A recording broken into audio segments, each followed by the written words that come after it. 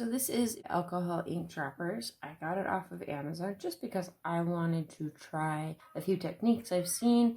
This might be not the best in the market. I've seen that Pinata and Ranger inks are probably the best, but you pay for it too. I'm just experimenting, seeing what I can do. Online, these reviewed as needing to have alcohol, so I have a little isopropyl alcohol in here. They're very intense, so in order to diffuse them a little bit, they're going to need more alcohol than typical droppers. So I'm going to select a few colors and we'll get started. I like the fuchsia, and I'm gonna start with a deep purple and balance it out with a peach. And then always keeping a white nearby in case you need to lighten a color. I'm going to use the sinking white. First, before you get started, any new pack you're going to need to open up. I've heard to use gloves in this process, and I don't have gloves nearby, so I'm just going to accept the fact that I'm going to get myself dirty. From my understanding, you just puncture it. Oops. And it's punctured. Only a little bit of ink on me, so I'll open all 4 of them real quick.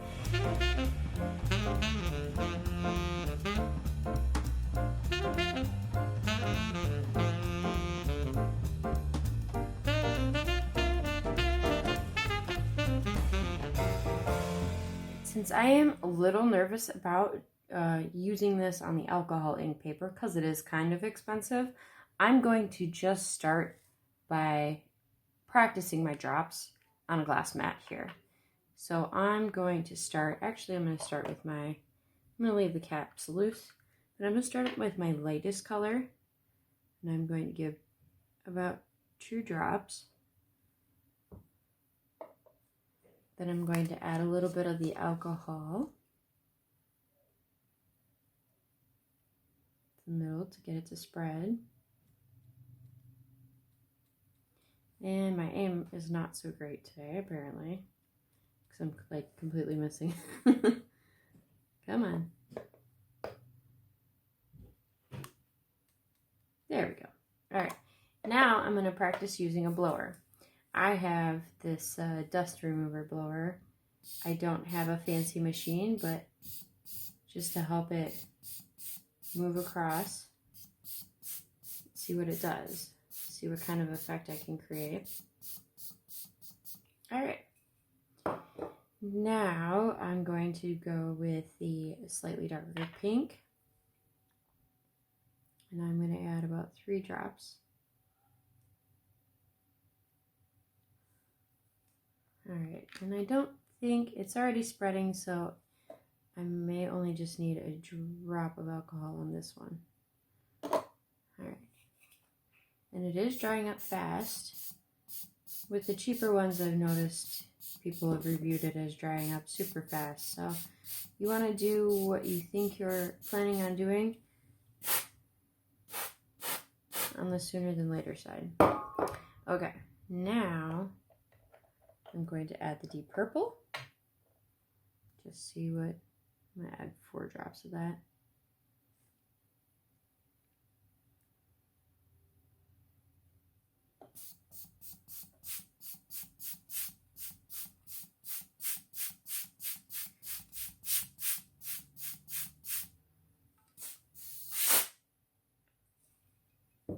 And if you over squeeze, you'll notice there's a little more speckling too. So I'm going to lessen that speckling by adding some of the white,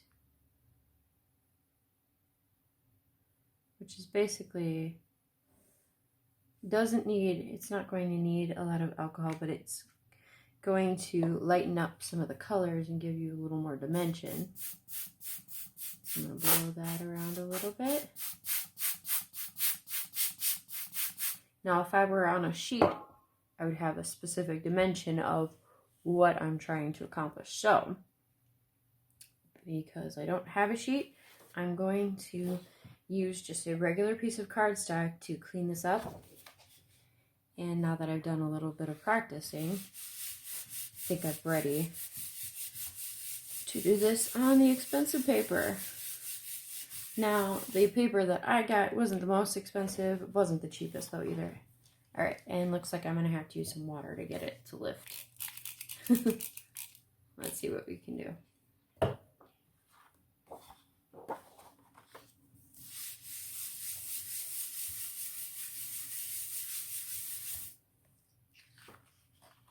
There we go. That's pretty cool. Even though it's going to warp my paper and I'm going to have to throw it through a laminator. It's not too bad for a first attempt. And I can use it. Just burnishing it down just a little bit. Pick it up. All right, just a little bit more. And then I'll just wipe up the rest. There we go. All right, so I'm going to use this after I've let it dry and throw it through the laminator to let it straighten back up.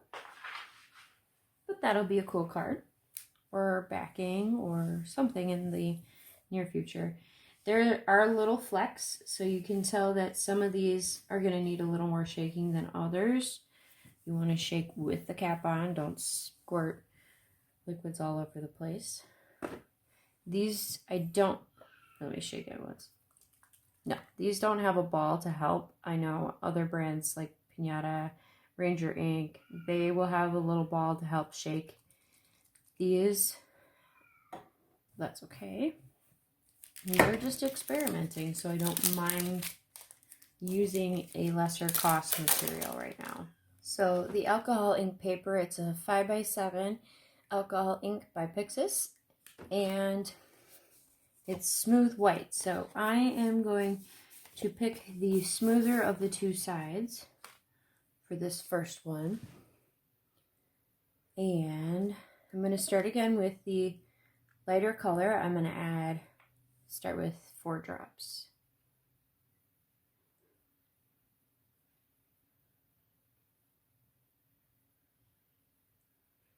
And because it's on a paper instead of the glass mat, it does seem to spread faster, which is good and bad all at once, because that means I gotta work faster in dropping my alcohol to help spread it out. Now we're going to just do some light blowing.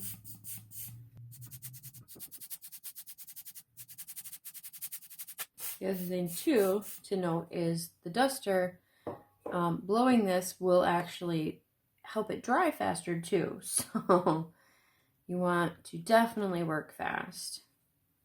This isn't exactly a slow, calming motion. So now I'm going to use 5 drops of, well, 6 drops, I guess. I accidentally dropped 1 extra there. But 6 drops of the fuchsia. I did pre-shake these off camera. Made sure that they would be less chalky and a little more able to work with what I'm doing. And it's okay to build small because you can always come back and add more. No one says you have to have the same amount of drops right off the bat. All right, now I'm just going to add a lot of this. So I'm looking for the deep purple to be the mostly dominant color here. And I want to thin it out a lot to get more dimension, so I'm going to use an extra amount of the alcohol itself. The one thing I will note about using a duster, you generally are supposed to use these straight up. So I am going to tell you this straight out. Since this is my first time working with the alcohol ink drops, I'm already seeing how I could very easily get addicted to this technique. It's pretty fun, and it looks really cool at the end. It's simple in a sense, but it also requires some pre-thought to what you're doing. Color blending if you were to put, say, a pink and a yellow, you're going to be more likely to end up with some kind of burnt orange as your color blend. So as long as you understand the colors that you are starting with, it helps you a little bit with your designing as you're going. Oh, and I overdried that one already. So we're going to add some white back into a couple of these places for some more dimension, because I don't like the blend here. And we're going to fix the blend here. You could also, instead of using the extra alcohol, you could just use the stinking white. I guess that's a preference. I've seen it done both ways, and I am deciding to just use both methods instead. It's almost dinner time here, so the children are getting extra active now. But Grandma is making beef stroganoff for dinner tonight. Yummy. Add a little bit more alcohol here, trying to get that blend of those space there. There we go. Get those edges a little more blended in. Eventually I'll find what I did with my dropper. I do have a dropper, actually several around here. When you have children, you end up with a lot of droppers. But at this time, I couldn't find it, so I made do with what I have.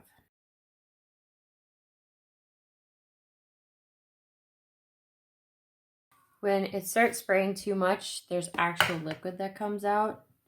I don't actually know what the liquid itself is, but it's acting like an alcohol and water mix.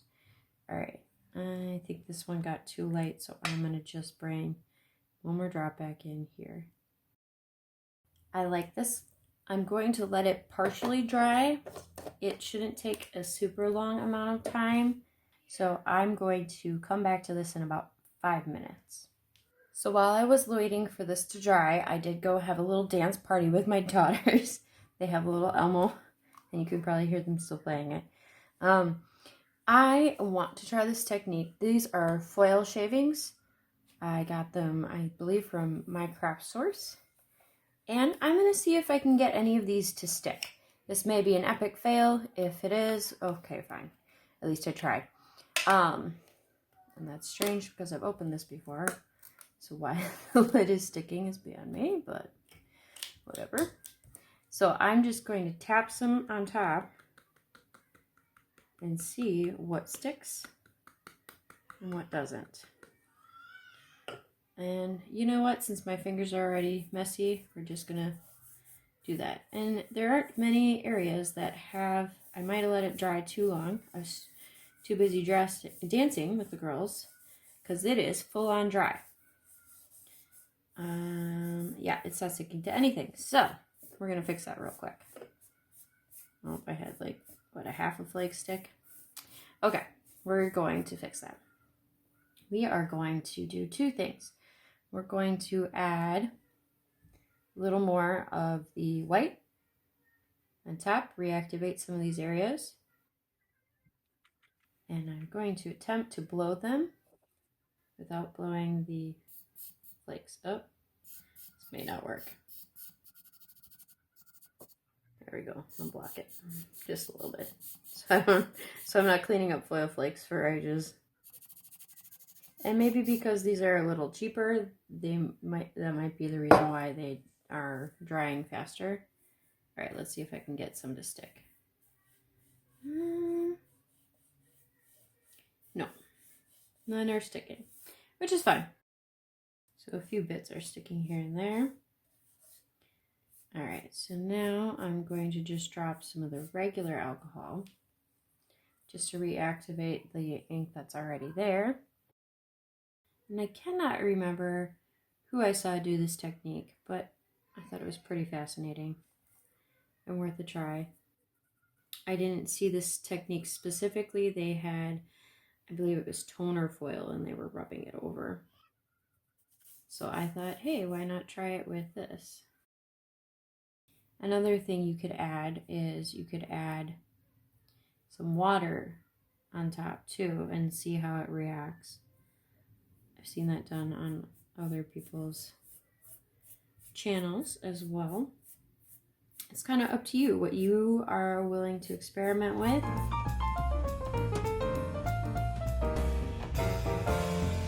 Alright, now I'm going to just brush off the excess.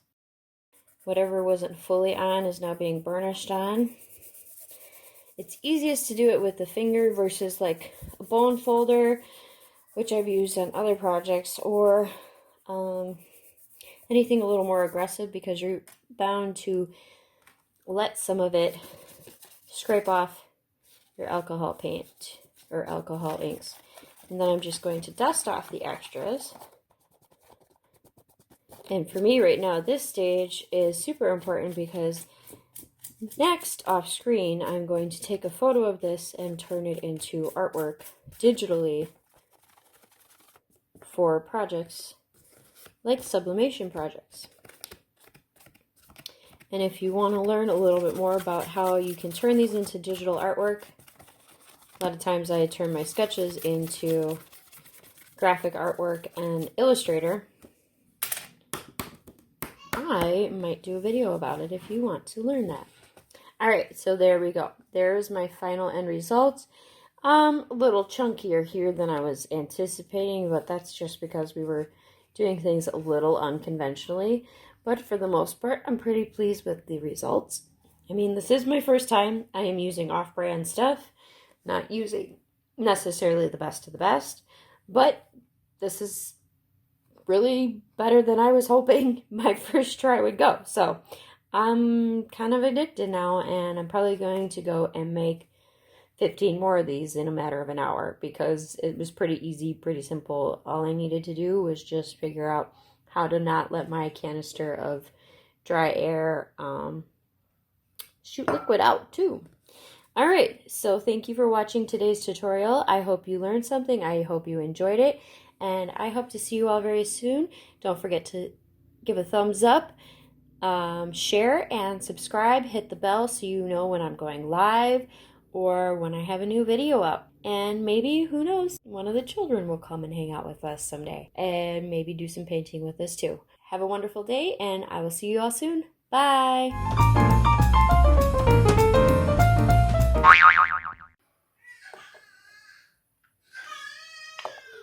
Uh-oh.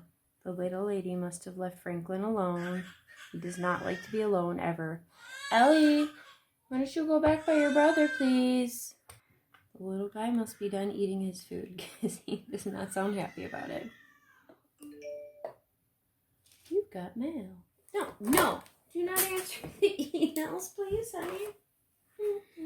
You don't need to type Mama's email responses. Thank you, babe.